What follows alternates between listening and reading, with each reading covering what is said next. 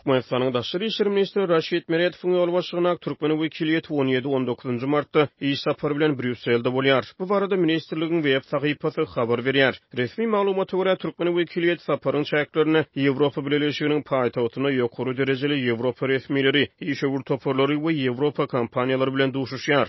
Türkmenistan we Ýewropa Birleşigi özara bähbitli hyzmatdaşlygy ösdürmäge gyzyklanma bildirýärler diýip döwlet ýetirliginäki Türkmenistan Altyn Asr elektron neşri 18 martda Brüsselde Ýewropa Geňeşiniň başlygynyň daşary syýasat boýunça esasy geňeşçisi Simon Mordieu bilen geçirilen duşuşukdan soň ýazdy. Meredowyň ýol başlygyna wekiliýet bir hepde ozal 10-12 mart aralygynda Awstriýada hem iş saparyna boldy. Metbuat habarlaryna görä 12 martda Türkmen wekiliýeti bilen Awstriýanyň işgörler toparynyň duşuşugyny Ýewropanyň gaz üçinçiligine Türkmenistanyň hazırlıklı gaz geçirici taslamasynyň ornuny gıtyldy. Birazdan Türkmenistanyň halk maslahatynyň başlygy Gurbanuly Berdimuhammedow martyň başyna Türkiýede geçirilen 3-nji Antaliýa diplomatik forumuny eden çykyşyny Türkmenistanyň Türkiýe we Ýewropa TV gaz ýetirmek mümkinçiliklerini ma'lum etdi. Bu saparyň çäklerini Türkmen lideri Türk prezidenti Recep Tayyip Erdoğan bilen iki çäk duşuşdy. Taraplar gaz üçinçiligine özara düşünüşmek boýunça ähdnama gol çekdiler. Finçiler Türkmen hökümetiniň Ýewropa sebitini gaz ýetirmek mümkinçiliklerini çynnyky çemeleşip başlandygyny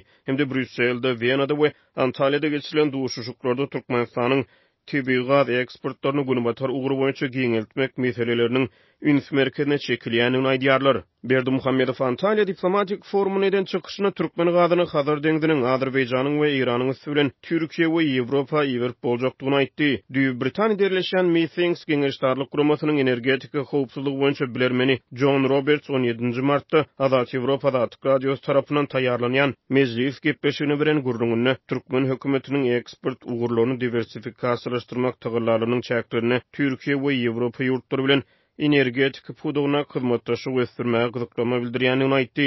Ekspert görä ýurtlaryň arasyna häzir bar bolan gaz geçirijilerin hödürleýän mümkinçilikleri Türkmenistanyň günübatar ugur boýunça uly meşgullerinde gaz bermek isleglerini çäklendirýär. Turkmenistan always said we want to export gas to the west. We really do want to.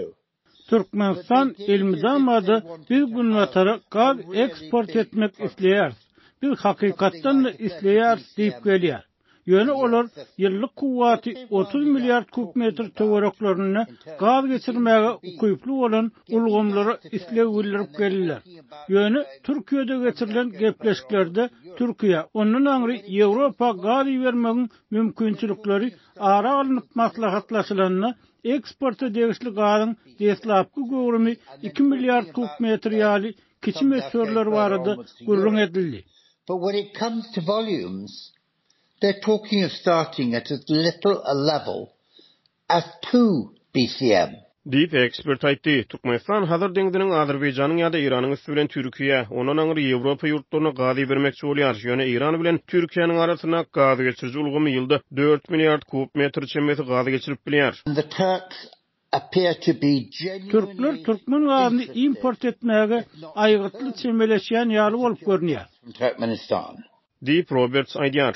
Russiýanyň Ukrainada kuruşynyň fonuny Ýewropa Birleşigi özüniň Rus gazyna bolan garaşlylygyny azatmagy finansiýar we täze energetika çeşmelerine gyzyklanma bildirýär. Bilermene görä Türkiýe hem sebitde gaz merkezine öwrilmäge finansiýar. Ýöne Türkiýe uly mesbirlerde Rus gazyny satyn alýar. Şonuň üçin Türk hökümeti Rus gazyna bolan garaşlylygy azaldyp deň agrymlylygy ýoly goýmak maksady bilen energetika çeşmelerini artdyrmagy, şol sany Türkmen gazyny satyn almagy istek bildirip gelýär. This seems to me to indicate that the Turkmens are now realistic, that they're beginning to understand that if they want Türkmen hökümeti inni ýagdaýa realist çemeleşip başlan ýaly bolup görünýär.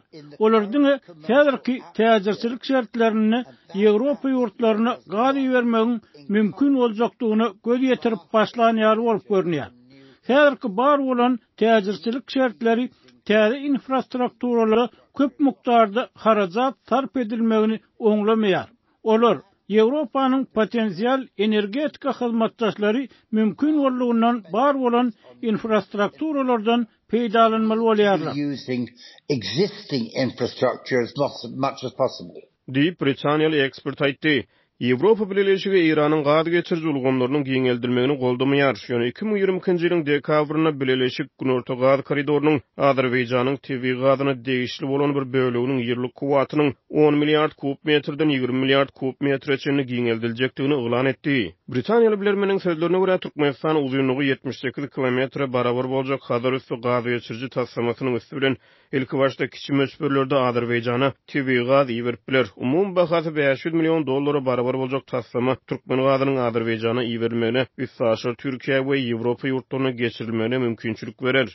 For a relatively small amount, you can start seeing a good start to a system. And if you start with the Degişlilikde uzypsyz harazat bilen täze ulgama hadarysy gaz geçirji taslamasyna badalga berip bolar. Ulgama badalga berilse we transmilli ulgamyň beýleki bölekleri Günorta gaz koridory giňeldilse, Türkmenistan hem bu ulgam arkaly iýerjek gazynyň göwrümini artdyryp biler. Meniň pikirimçe, diňe bizler, türkler hem şu taslamany göz öňünde tutýarlar. Bizim bu taslama gatnaşmajakdygymyz hem bellidir. Turks are also looking at, not just us, whether we get involved, I have no idea.